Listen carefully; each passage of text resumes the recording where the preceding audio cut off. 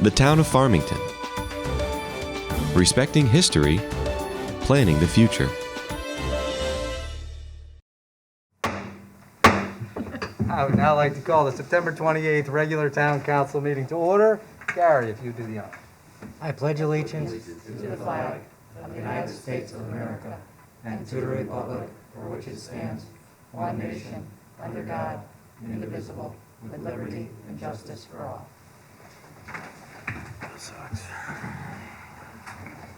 Okay, we will now open the floor to public comment. If you have a public comment, please state your name and address and try and limit your comment to 5 minutes in consideration of all those other present. Seeing no comment in the room here, Anna, do we have any online?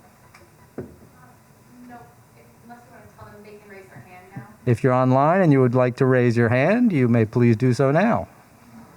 We'll give you 30 seconds to think about that. Okay, we'll give you 5 seconds to think about that. All right, moving right on to item D, consideration of special topics.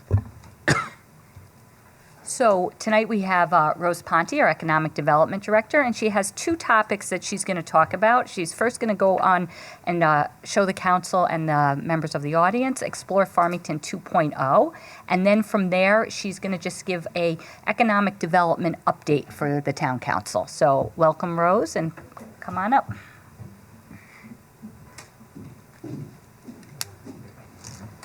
Good evening, everyone. Thanks for the opportunity to tell you about all the upgrades we've made to Explore Farmington and also to do a recap of key economic development indicators so we get a little bit of a snapshot of how Farmington is faring in this economy. So let's get right down to it. First of all, although Brian stole my thunder, I hope all of you know what Explore Farmington is and you've been on it. Yes? Yes. Good, that's a good beginning. Before we start to look at all the improvements that have been made to Explore Farmington, I thought I would just take a step back and give you a brief overview of how we got here. And in 2016, the EDC's marketing committee was tasked with upgrading all their marketing materials. And that group met and decided, you know, we better figure out who our target audience is. Let's figure out what we're going to be promoting, and let's figure out why we're going to be doing this. So after doing certain strategy sessions, we came up with the idea that really what we needed was to really start making and developing relationships with this community. And we needed to make connections. And who the target audience was, it was going to be our residents, our employers, our employees, and our visitors.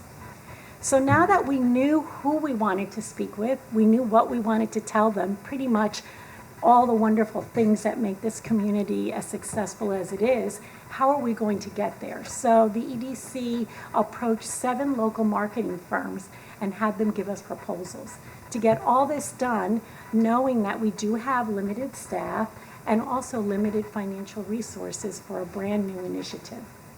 Well, Evan Dobis, who owns Civic Lift, was the person chosen to help us. And what his company does is it specializes in creating community engagement infrastructure. So what does that infrastructure do? It allows towns throughout Connecticut of all different sizes to really start to engage their community, to really start to make meaningful relationships.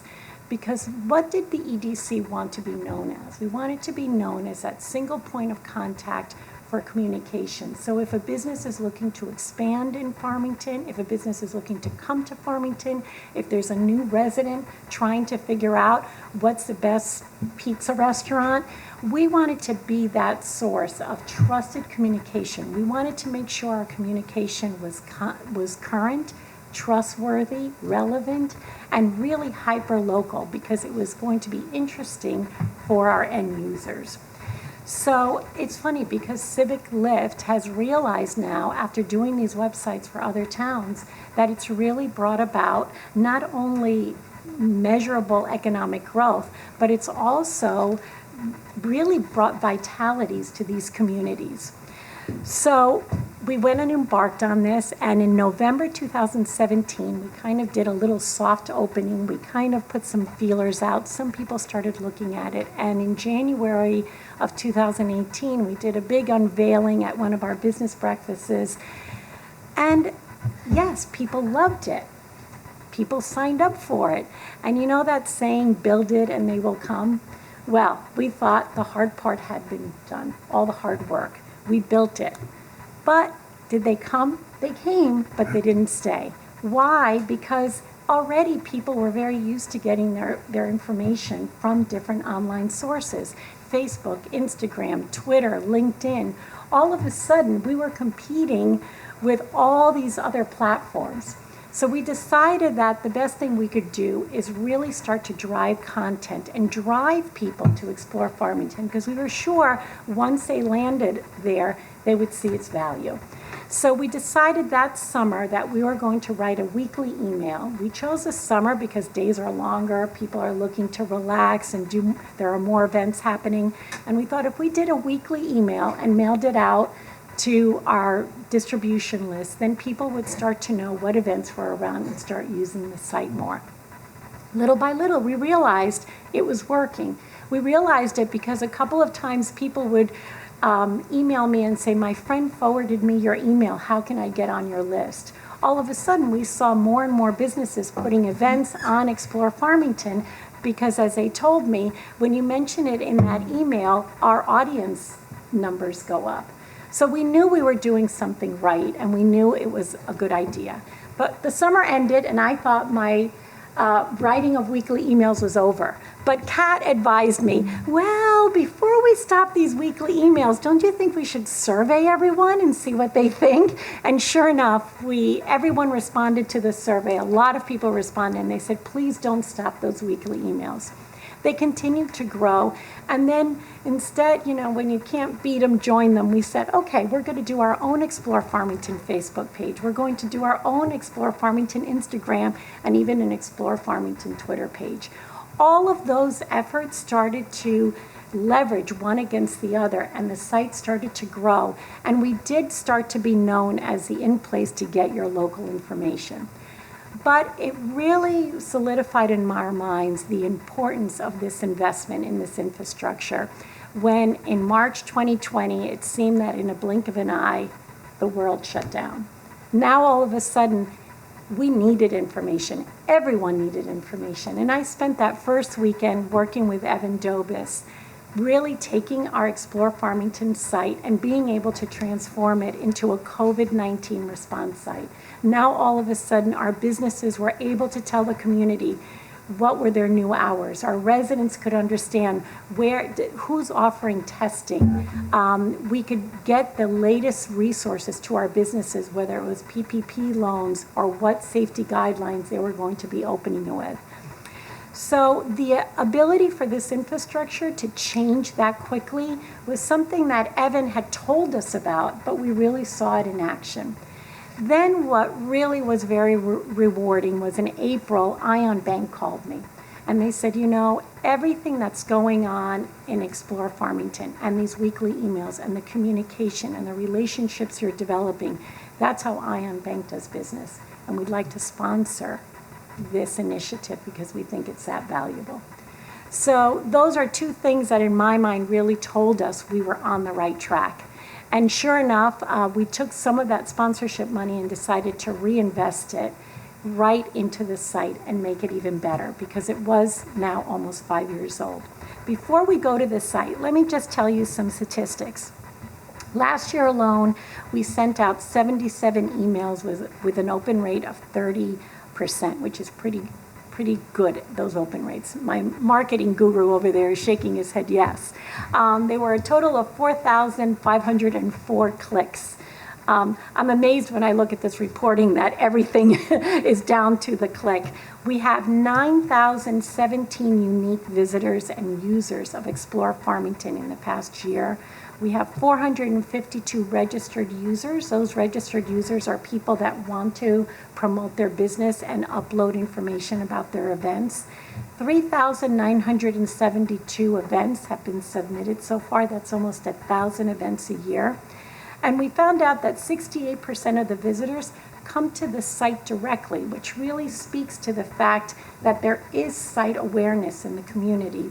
And 10% of people are coming to us from Facebook, which again verified in our minds that using social media really was that constant reminder that allowed us to keep growing the site. 38% of the visitors come from Farmington, 14% from Bristol, 10% from Granby, and 8.5% from Avon. And events, when you'll see here, 50% of the users really spend most of their time right on the events page, which is not, it's very not surprising at all because most people want to find out what's going on in town. So our Facebook page more than doubled this year from 9,168 likes or friends or whatever you measure it to 22,445, and Instagram reached 3 times more people this year alone. Last year we had 816 followers and now we have 2,518. So all those numbers means that yes, the community is using it, it is valued, and it's doing a great job. So let's go look at Explore Farmington 2.0.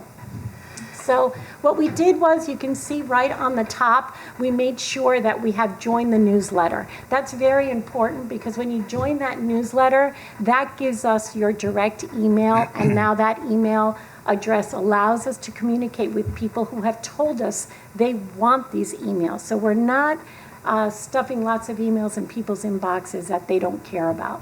The landing page itself tells you exactly what this is supposed to do. It's supposed to help connect our residents and businesses. And then we have, if you scroll down, Anna, you can see that, excuse me, we've also added a very fast way to find the events calendar, our businesses, or our stories. The bottom part is our Facebook recent posts, and you can also look at some of the later posts too. We thought that was important because, again, we want to grow Facebook, we want to grow Instagram, and we want to leverage all these different communications channels with each other. So now let's look at the events. The events page section hasn't changed at all.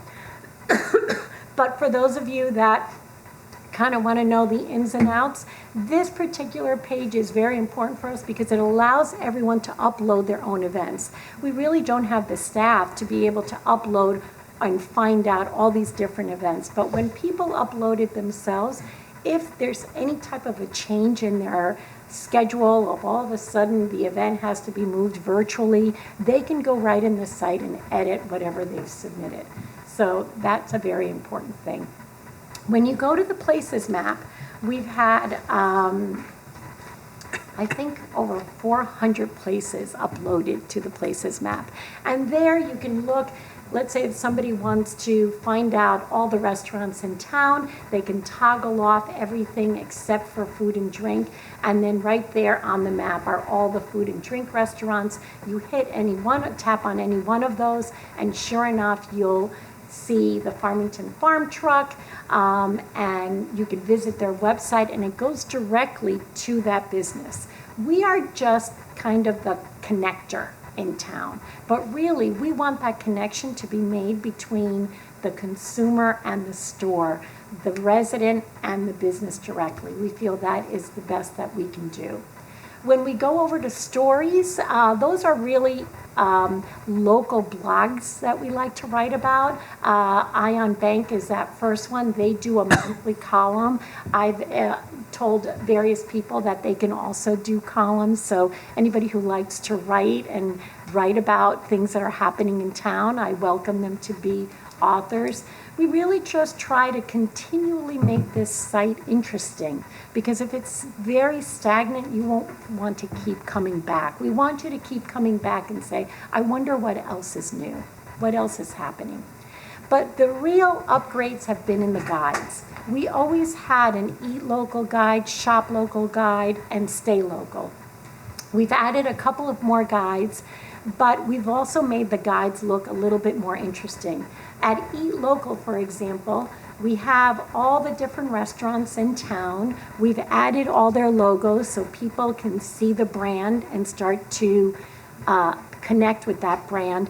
And then at the very top of the page, you'll also notice that we have different filters. So if you want to know which restaurants have outdoor dining, you tap on the outdoor dining, and there it shows you at a glance all those stores have outdoor dining. And so those filters make looking through a little bit easier. And again, that connection is made directly between that end user and the business. In addition to all those guides, we've added a gift card guide, and that really starts to, again, support our businesses. How can we best support our businesses? Any business who gives out gift cards, they have imported their information directly to the site, and again, view gift card, it goes directly to their site, a nice, great connection. And then under the guides too, we have the Farmington Center Walking Guide. As part of the Farmington Center Village Center Committee, we were tasked with doing a walking map. And so we have 3 different walking guides. The first one is historic places, and that was made possible by Betty Quokendall, who gave us this inventory of magnificent detail with all different historic sites. We also have the Farmington Historical Society Freedom Trail for those people who want to take the Freedom Trail. And then we have the cultural institutions, because right there in Farmington Center, we have quite a great, within walking distance that you could visit, quite a number of different institutions. So that was a nice addition that we were able to add. When we go to resources, again, that resource page continues to evolve and change with the times. As many of you who may manage businesses or own your own businesses may know, that right now the hardest thing to find is a good employee. So we partnered with Indeed.com, and we have the Farmington Jobs Hub. Any job that's listed on Indeed.com that happens to be located in Farmington is now listed right here. We're still working on this because there's no filter yet, so you kind of have to scroll all the way through and find a job you may like. But if you go to the top and you just tap on Indeed, you are able to go directly to Indeed. And if you go to, are you able to do it, Anna? Oh, okay. And it goes directly to Indeed, so you can check other sites if you like. And also with Connecticut Hires, that's the Department of Labor's resource site for those people who need extra skills or want to change careers. So we added that to it as well as an additional resource. I'll wait till Anna gets back. Okay, going back to resources, we have resources for business, and those are resources that go directly to the sites, whether it's a state site, whether it's an SBA site, the Connecticut Recovery Bridge Loan Program. So whenever something is coming up that's a resource for business, we list it on this site. So this site also is always evolving and changing. After that, we also link to our own local economic development site, which is our Choose Farmington. And that site is loaded with demographics, resources, again, for businesses. And so we try to put everything in one location. So instead of having to look at millions of websites or scour different newspapers and things of that, we can all find something right in one location, which we thought was very important. Also under resources, we worked with our racial equity task force, and they had said how they really would love for us to have more businesses that are minority-owned, women-owned businesses. So what we did, we researched and added all these different programs. They're federal programs, state programs that help those entrepreneurs and hopefully entices them to relocate right here in Farmington. I think the other resources we have are health care resources, which just points out CDC and our Farmington Health District, and also puts some major hospital healthcare industries that we have there. And then the final resource at the bottom, how to help. And that one, again, we continue to change it. When we first put this up, I think the first resource that was listed, How to Help, was Feeding America. And we decided instead, let's make it super local, and we start off with the Farmington Food Pantry. We also have How to Donate Blood right here at the American Red Cross, which is right on Farmington Avenue. How to Make a Mask. Again, trying to find those resources that people are looking for.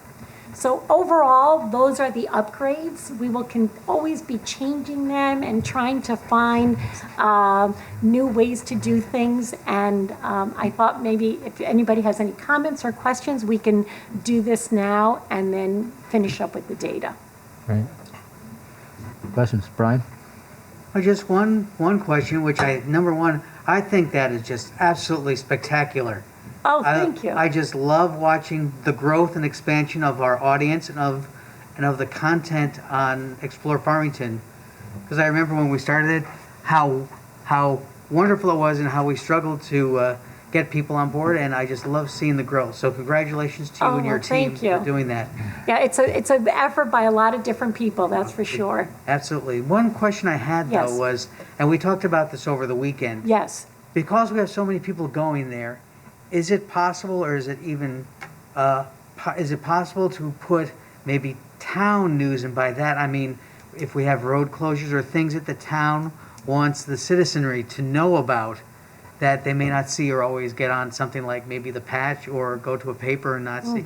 Can we put news items on it like that? Well, we have been putting, I thought about that after you and I talked during the road race, and we do, every Monday, we do all the weekly town meetings that are going to be taking place. So we do a post on that. And then I thought about it, and when we do have different road closures, we have, like, for example, when we had the Route 4 here closed, we made sure that we wrote a story about it, and then we posted it on our Facebook and Instagram page.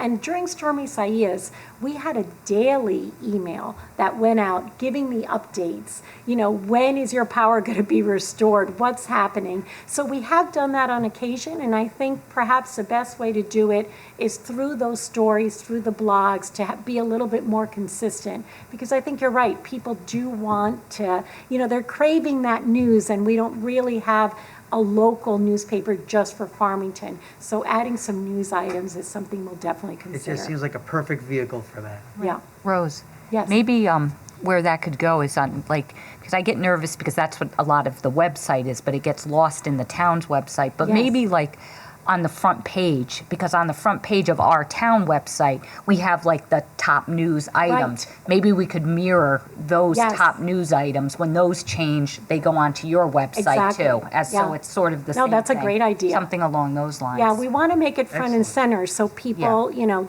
it can't be hidden. Right.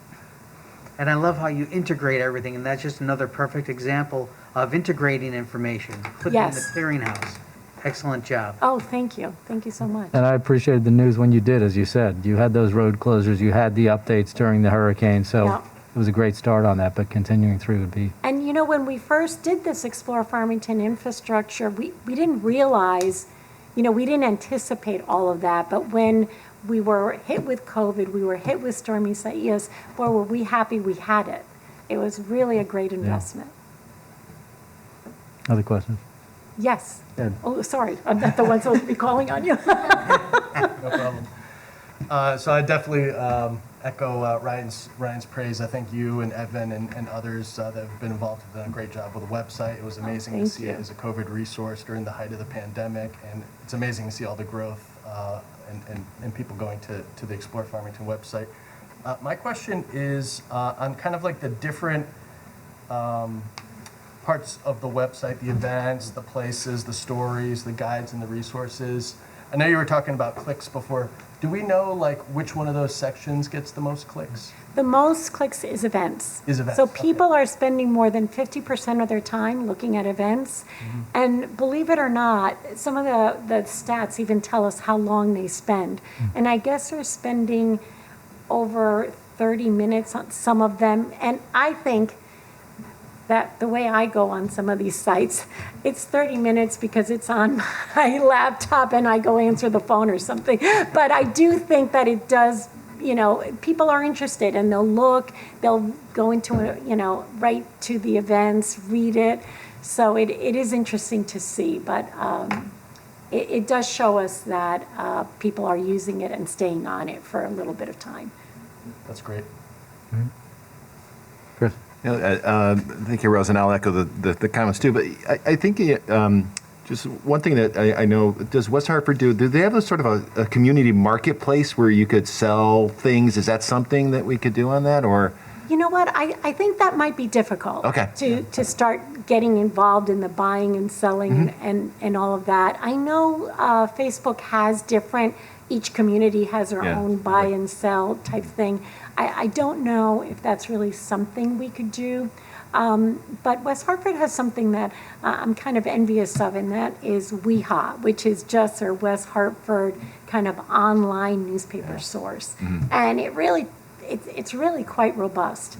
That is something I would love to be able to do, but something more to those lines. A marketplace, we might be able to refer to it and drive people to some of those marketplaces, but it's a little bit difficult because I would never want to endorse something that I'm not 100% positive of. So there's a little bit of a hesitancy there. Okay, great. No, thank you. Other questions?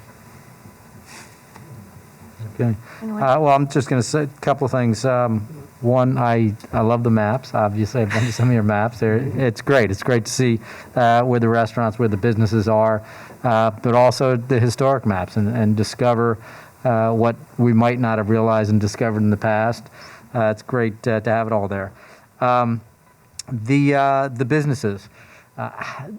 Can a business add themselves? Is that how it generally works out? They add themselves to the places map. Okay. And then many businesses many times will call me and say, I don't know how to add myself. So it allows me to kind of engage that business a little bit more. So there's another benefit to it. So they add themselves to the places map. And then when we did the guides, we really wanted to make sure the guides were as complete as possible. So we did the guides, internally in-house. Great. So there's some outreach also to the businesses? Oh, absolutely. Great. I will focus on some of the comments you made earlier as far as the outreach. During COVID, you really became an essential business for our businesses because so many of them needed the assistance that you gave them to help them work their way through the uncharted waters of PPP, of outdoor dining, of outdoor seating when it then became a parking lot, how they actually approached TPZ to have these conversations. So thank you for all of that. It was tremendous to have it up and running before that, and I'm just excited to see how it grows going forward. Yeah, I am too. It's kind of like Kathy says, it's my baby. Yeah. And I just want to thank you also for taking some of that information from the Racial Equity Task Force and implementing it into the program and finding those resources for people. I couldn't believe how many resources there were when I did the research. It was wonderful to see. So I hope it's just another tool that helps us get to our goal. Well, you're starting it, so thank you very much. Oh, it's my pleasure. Absolutely. Right. All right, so Rose, now I think you're just going to do an economic development update. Let's do a little economic development update. And while she's setting it up, when I told you guys remember that communication, that marketing committee was starting to update their marketing materials. So after we did Explore Farmington, we really did update those marketing materials, and we came up with a logo, we came up with a tagline, we came up with colors. It was a wonderful exercise for the Economic Development Commission. And one of the things we did was we took all that information and then we made our own economic development website within our town website. And if you notice on the bottom there, Farmington, live, work, play, prosper. Most towns can all say live, work, play. But we added prosper because we really do feel that we have the resources right in this community that we can prosper. We partnered with Nutmeg TV, and they did our drone for us. So that drone that you're looking at right now, it really gives you a good visual. Now imagine if you're a company thinking to relocate from abroad. We actually had a company relocate from Italy, the Italia Rosa company, and they purchased New England airfoils. I had dinner with them, and one of the presidents said, you know, when we went, I think it was at the Paris Air Show, we're from Italy. The United States is just a big country. We don't know Connecticut, North Carolina, Michigan. To us, it's all the same. When they went to the Paris Air Show, they went to the Connecticut booth, and the governor told them about this building that was being underutilized right in Farmington. They ended up moving to Farmington because of it. They never knew anything about Farmington. So when you look at our website and you look at this drone footage, it's for those people that maybe are brand new to Farmington, they've just moved here, or it's maybe a site selector who's looking for a big company that is thinking to move to Farmington, and now they can see all the different assets that we have. And visually, I'm a visual learner, so to me, being able to see Farmington is almost more important than just all the data that we're going to look at. So let's look at live, work, play, and prosper, and look at some of those key data and see how they're doing. Before we do that, this is kind of our mission statement for economic development, and I look at that quite a bit whenever I have a developer come and talk to me and pitch an idea that they're bringing this company, or somebody wants to do something that's great for Farmington. I look to myself and I ask myself, so what is it that I'm supposed to be doing? I'm supposed to be promoting the growth of the tax base through programs and processes, retention, expansion, and attraction. But the most important sentence here is while maintaining the character of the community. I feel that that's the delicate balance that we need, because it's not just about economic development. It's not just about not having development. It's really marrying both those things. How do we still keep all those special components that make Farmington who Farmington is, while at the same time allowing for that growth? So I always like to start off whenever I'm doing a project with that, just to keep me focused on what's important. So let's look at Live. Live, we have a community that is the envy of many communities. We have a great school system, we have low taxes, we have great amenities and quality of life, and now we have economic data, especially from the past year, that's really proving that this is a hot market. We were one of the top 10 towns that grew the most in the past year. The Hartford Courant listed us, which I was very happy about. This data comes from us, from William Ravis. They do monthly local marketing insights that they give me, and as you could see there, this is August 2020, and there were 40 sales, and that was up 33.3% from August of 2020 as compared to August of 2021. Our medium sale price has gone up 19% versus last year at this time, for a median price of $471,000. And we only have, well, as of August, this number of 75. I'm sure it's a lot less. Probably Joey could tell us. And again, it's down even from last year. So when you look at it, 100% of the homes sold did it within 90 days of listing, and 95% of those houses sold over their sale price. So that really goes to show that it's a hot market, that people want to live here. And a few years ago, the residential market was not in such high demand. So we're really seeing, although residential houses is up throughout the country, it's nice to see that it's also happening right here in Farmington.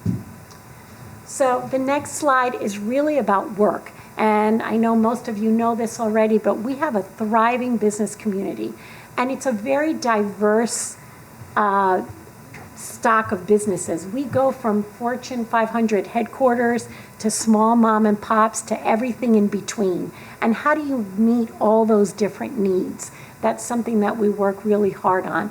And the employees, this is pre-COVID, we had 30,000 people, double our population, come to Farmington daily, Monday through Friday, to work here. So to house all these people, we have one of the largest inventories of office space, 4.4 million square feet. And we have close to 2.5 million square feet of industrial space. So how are we doing with all that space? Those are key indicators as well.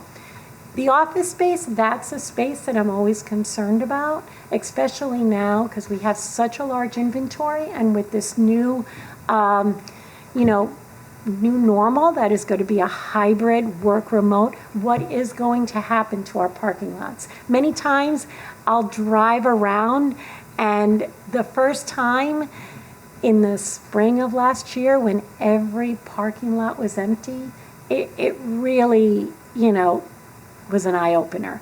Now there are more cars in the parking lot, but we are far from full. We still are holding our own though. Our rate last year at this time, we were at 5.5% vacancy rate. We are now at 7.5%. Again, many of these leases are leases that are in place. Companies are not walking away from their leases yet. They're still trying to figure out, do we need this much space if less employees are coming? Or are more employees going to come? Or do we need this much space with less employees, but they need to have social distancing? Nothing has really been determined yet. So this is a story that's yet to be told, but I'm keeping my eye on it because we may need to have perhaps a panel discussion and a forum for our bigger property owners who have a lot of office space. What are the trends? What do they need to know? What kind of amenities are they going to have to offer to entice those leases? Because we don't want them to have vacancy. So that is something I'm keeping my eye on. But still, if you notice on that graph, even though our vacancy rate is increasing, we had much higher vacancy rates in 2011. So we're not there yet. Time will tell what will happen to these leases. Moving on to the industrial space, you can tell our manufacturers never closed during the pandemic, and you could see that there's pretty much very little in terms of industrial space that we can attract. There's lots of different projects that are calling for industrial space, manufacturing space, but we really don't have much inventory. So the key to this is going to make sure these manufacturers continue to be supportive and that they have shortages right now with supply, some of them. They might have those different challenges with transportation. So all of them are in the same boat nationally. Our strategy with manufacturing is making sure if we have older buildings that need to be updated and need to be brought to more efficiency, that we're willing to do that for them so that every building we have is being used to its highest and best use.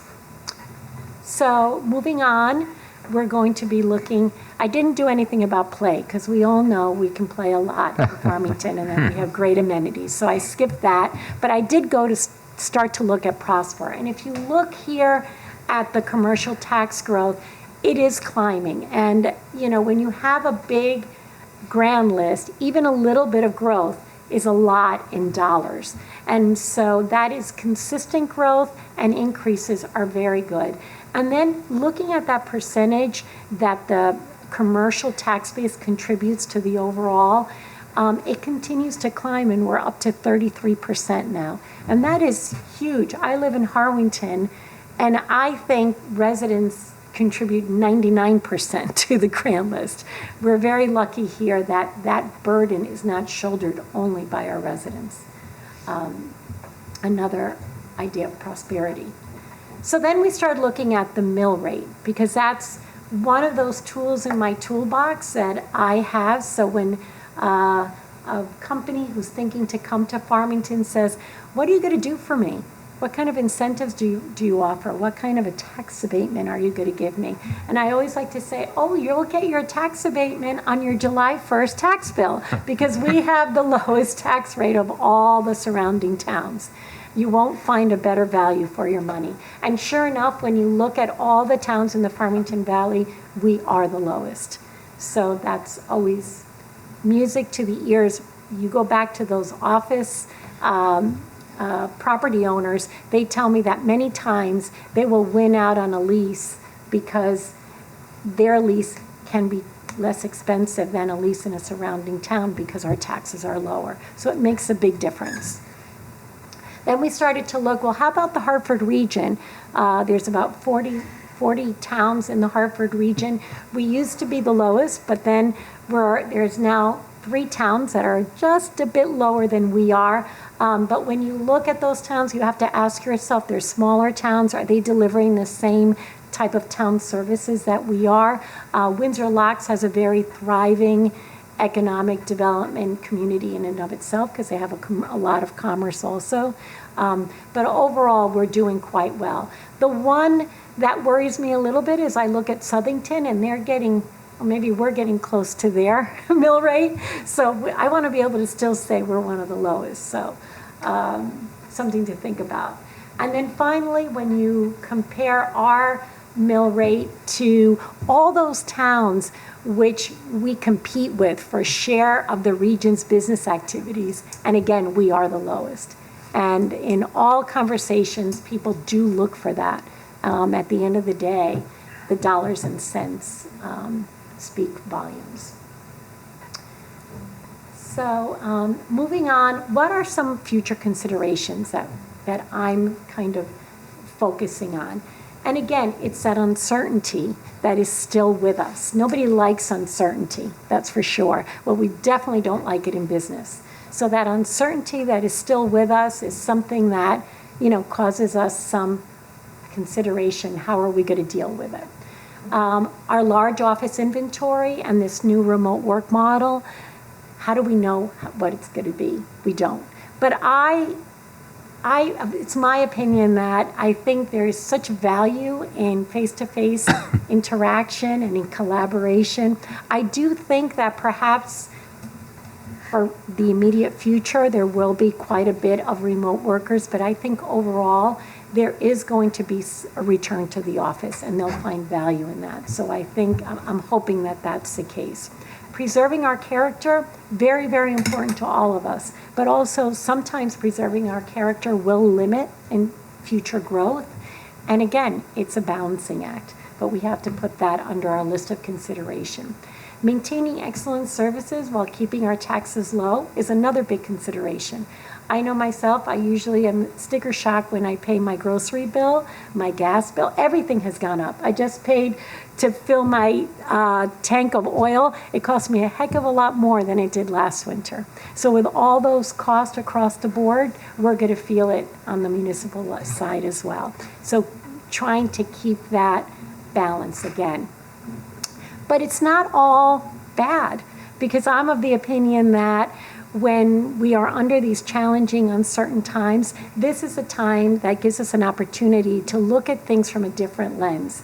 It's not always that's not always how we used to do things. It makes us look at something differently. It makes us see opportunity. It makes us work more creatively. So I'm hoping that those opportunities are really in our future. And when we look at redevelopment, it's the ability for us to look at some of our structures and understand, are they at their highest and best use? And if they're not, what do we need to do to get them there? And then I love to end on a positive note, so some bragging rights, and that's all our strengths. We continue to maintain that AAA bond rating, which is not many towns can brag about having that. We continue to have a thriving business community. My phone still rings every day with someone having a new idea about bringing to town. We have continued grand list growth. Our housing market continues to be on the upswing.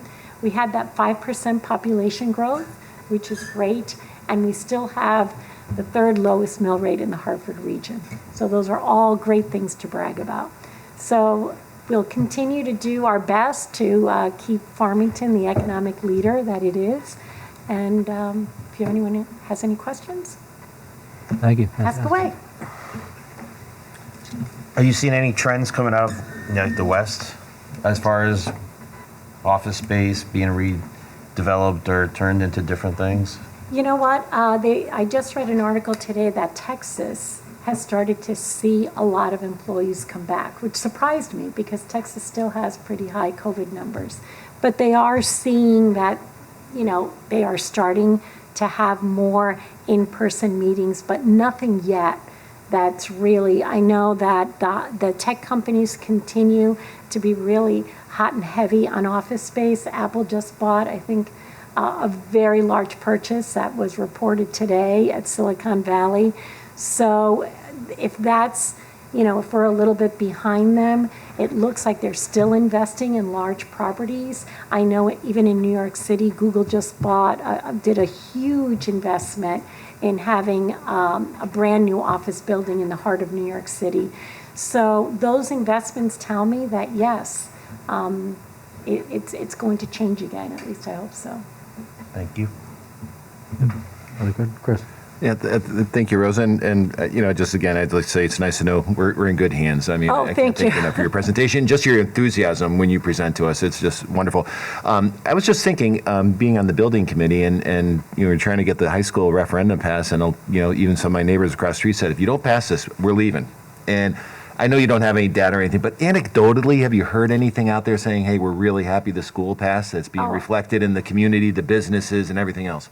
I know that a lot of people were thrilled, Yeah. and just in different, gatherings that I go to, even in different regional, like with other economic developers, are like, hey, you guys passed it this time. So it was a lot of talk when it didn't get passed, and then there was just as much talk as, oh, that's great, you passed it. I think that it's really, education is one of the driving factors of having a community not only that is thriving, but having a business community that wants to move here. Many times when, back in my first years in economic development, we were always thinking of site selectors and who's making the decision. And most of the time, I always thought it was the CEO, but most site selectors told me, oh no, it's not the CEO, it's his wife, because they want to make sure the kids are going to a good school system, that they have good stores to shop in, that the kids have great amenities. And that is probably true. It's the family, because they want to, if they're going to relocate their business, they want to make sure they're doing it to a place that has good quality of life. And we have both. We have great businesses here that they can partner with, but then we also have that community. I really think education is a key. And we're blessed with such a good school system. Thank you. And Chris, if you remember at our last building committee meeting, I thought it was interesting but so true, is that we were interviewing construction managers, and a bunch of them said that the school is such an economic driver for the businesses around, just the school project itself, and that they're all looking to get contractors that are local and things like that. So just the school itself is an economic driver. Absolutely.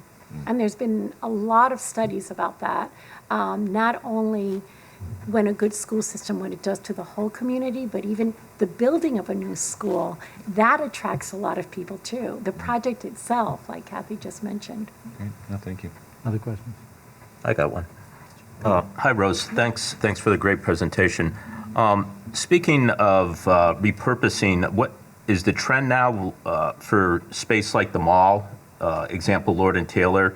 There's talk about maybe turning it into elderly housing or healthcare facilities like that. Is that possibly still a trend, or is maybe now brick and mortar possibly going to bounce back to those spaces? Any buzz on those types of? There are new trends, and about 3 years ago, the trend was to take these older retail malls and really transforming them. And a lot of them, there was one in Long Island in particular, and what they did was they recreated a village. So they made, apartments in like townhouses, and they made plazas, and they made open space, and then they sprinkled in a few stores. It almost reminded me of Walt Disney World making it a little town. And that seemed to be the trend in the old, repurposing these older malls. A great example is in West Hartford, the old Sears, and how they repurposed that. So the trend was to make it housing. When Lord & Taylor approached us, they wanted medical office space. They didn't, I thought they were going to ask for housing, but they did not. They asked for medical office space. And I was really thrilled that TPZ was very welcoming to the idea. And they recognized that an empty 100,000 square foot structure is not going to do anyone any good. But bringing medical office space, I know in Blueback Square, there is a large medical office space. And, you know, the thought process, there are more and more medical offices being in retail settings. They say that people might come in, have a treatment or a procedure, and they want to go and have lunch or then do a little bit of shopping. And so that's why over at the Five Corners, we ended up having a doctor group move there. I was very surprised. And yet it's that is the trend, to really start marrying the medical and health arena with consumer products, you know, consumer activity. So I think that's where that is headed. Thanks, Rose. Great. Other questions? Just one more. With the changes and the problems, certainly in drawing in new employees, for our current and potential future, how do you see the benefit of our trails and walkability in town affecting all that?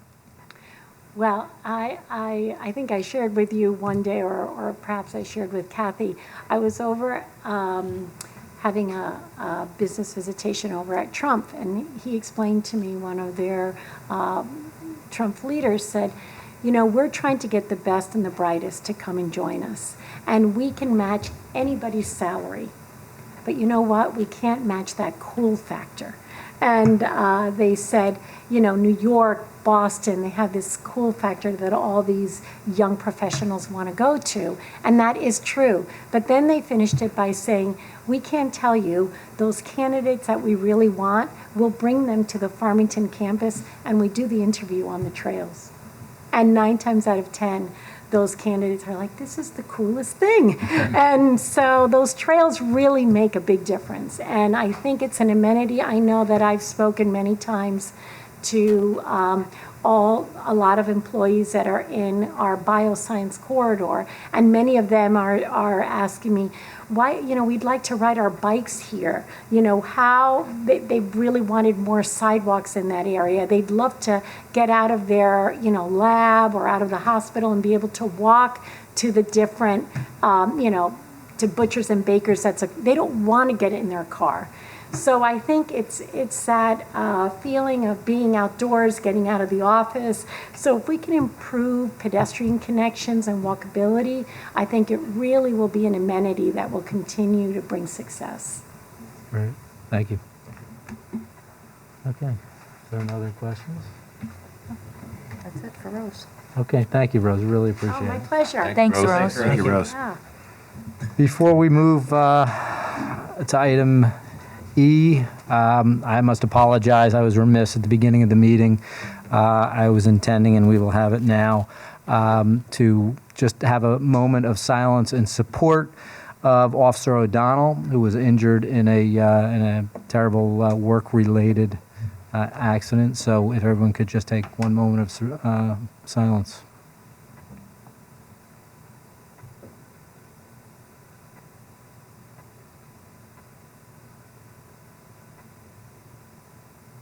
Thank you, and we wish you well for a full recovery. Now moving on to item E, new business. I make a motion that Scott Halstead be appointed to the Town Planning and Zoning Commission for the balance of a 4-year term, beginning immediately and ending January 2022. Second. We have a motion and a second. Any discussion? And I'll just add that Scott is currently serving as an alternate on the TP&Z. Great. Okay, hearing no other discussion, all in favor? Aye. Opposed? Motion passed unanimously. Congratulations, Scott. No executive session. No executive. No executive session this evening. So before we move on, I will leave you with a quote from Emily Bronte.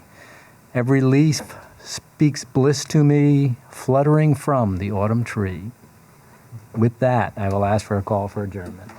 I make a motion that we adjourn the September 28th, 2021 Farmington Town Council meeting. Second. We have a motion and a second. Any discussion? Hearing none. All in favor? Aye. Opposed? We are adjourned.